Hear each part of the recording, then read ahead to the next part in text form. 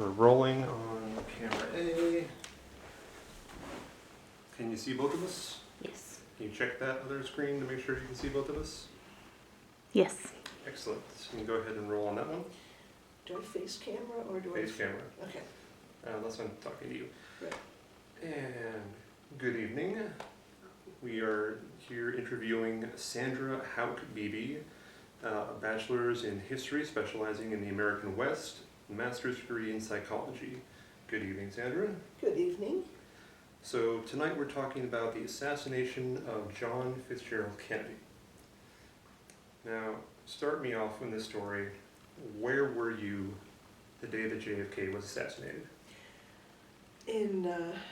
On that exact day, I was in 5th grade attending George Washington Elementary School in San Gabriel, California. Okay, so you were in San Gabriel. Walk me through your day leading up to the moment. I was in, as I said, 5th grade class, and one of my co-students came in late. Sat down next to his seatmate. This was Danny Augustine, sitting next to Marion Jones, and he was telling her about something very important. All we knew, as we were busy working, was all of a sudden she started yelling at him, telling him he was a liar, which of course stopped everything dead. And clearly he wasn't a liar. He was talking about the JFK assassination. He had been out running errands or something. I never caught that part. But he was telling her the president had been shot. He was very upset about it. And the teacher, of course, rushed over, Mrs. Lynch, and she was like, Danny, what is going on? And he was like, Mrs. Lynch, the president's been shot. And her face just dropped. She was like, Danny Augustine, that is not something to be saying. She actually accused him of being a liar. And he was like, no, Mrs. Lynch, turn on the TV, because it was, back then, we had a large TV in the classroom for learning Spanish. Turn on the TV, it'll be on there, I know it. So she's muttering at him and at herself almost, so she walks the TV and turned it on. And to our complete and utter shock, it was true. Okay, so there was on the TV. What did they show on the TV? Basically, it was just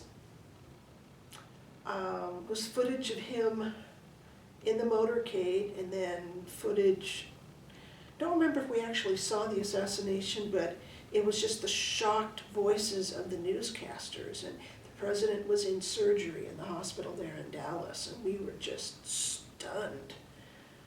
This president, who'd been universally liked, had been shot. He was fighting for his life. And how did everybody in the class react to that? Well, we were dead silent the minute all that started, and nobody said anything. Some of the girls were quietly crying. And the interesting thing was Mrs. Lynch at that point, when she picked her jaw off the floor, she sent Danny up to the office to notify them, because how could you not tell that kind of news? And while he was halfway there, I heard a bell. He had a bell system where in the office they push the bell for your classroom, but they had one special bell that I'd only heard this one time. If you push that bell, all the classrooms went off. He was halfway there, and that one amazing bell went off. And what did that bell mean? That bell meant that every single classroom needed to send a runner to the office. Some news of great import. And well, yeah, the assassination of our president was that important. So they had bells, but they didn't have like a PA system? No PAs. Okay, so all the runners get sent, and they all come back to their classes. Did they cancel class for the day? No, it was just before our lunch, and they sent the runners back, besides the fact that Kennedy had been shot, with the news that the lunch for 4th on up was going to be delayed because the lunch ladies were too busy crying to get it ready for us. This was in the cafeteria. So we had to, nobody was doing anything. We were just kind of sitting in the classroom going, now what? We had the TV on. And eventually we got to go to lunch.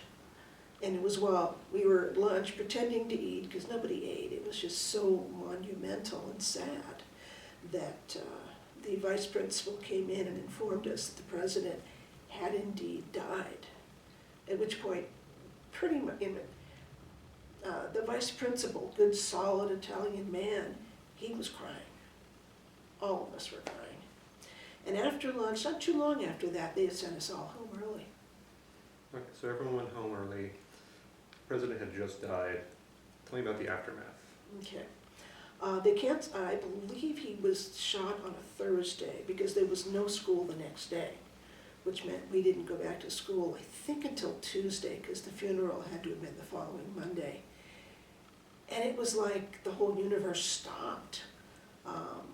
If the TV was on, it was either covering news of the presidential assassination, or it was one of about 4 movies. One of the movies was, of course, PT-109, The Story of Kennedy. But it was just this bizarre time. All regular programming was canceled. This was early in the day of news broadcasts, especially live news broadcasts. And so that was just constant Kennedy news, constant sadness. And how did your family react to this? Like everybody else, it was like we were in deep mourning. And this was interesting because my parents were moderate Republicans. Mom had voted for Kennedy, my dad had not. And even they were just, like everybody else we knew, we were in mourning.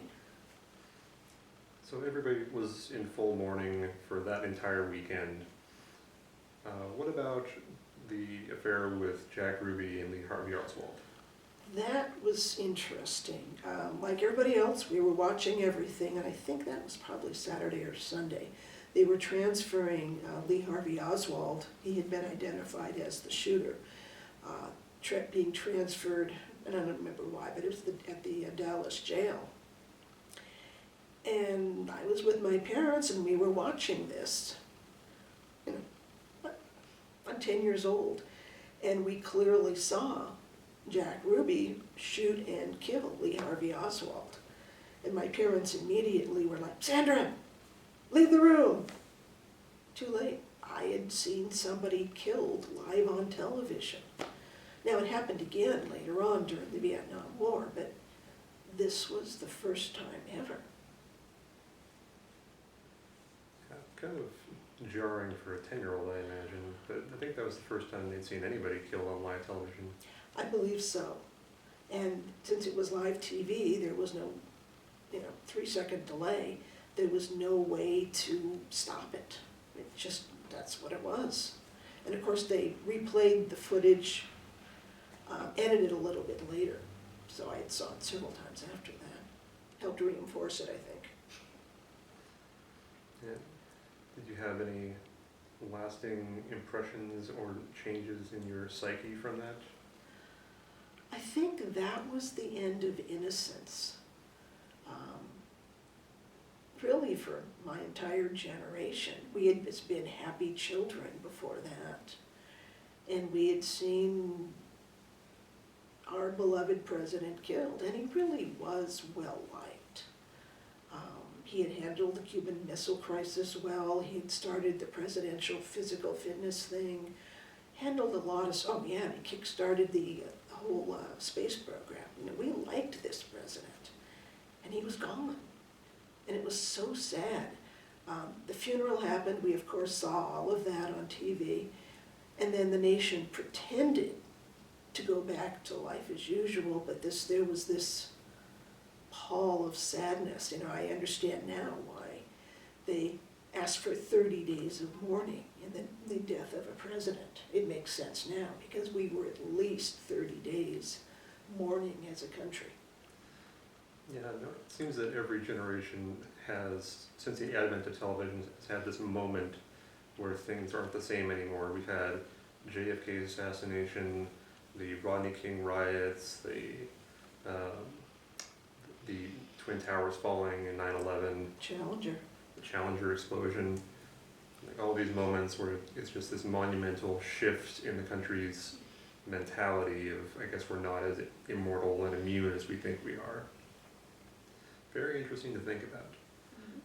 Well, thank you for talking with us today, Sandra.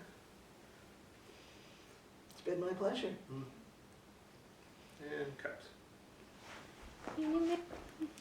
Push it again. Yep.